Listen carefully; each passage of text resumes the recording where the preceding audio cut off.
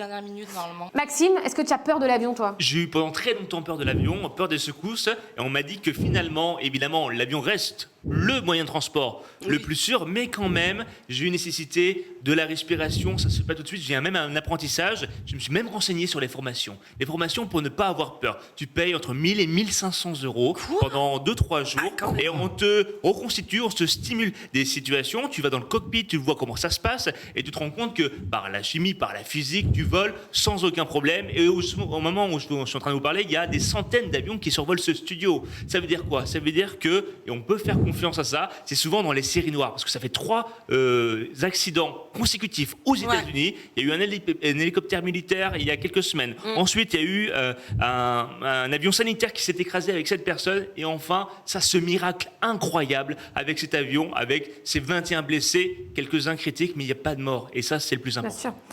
Bien sûr. Candice, est-ce que tu as vécu une expérience horrible en avion? Et matin, midi, soir, nuit. Rien que déjà, quand il bouge pas, j'ai peur parce que je pense qu'il va bouger. Alors, imagine-toi ce que ça donne.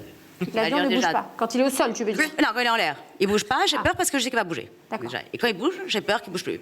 Moi, c'est une horreur absolue.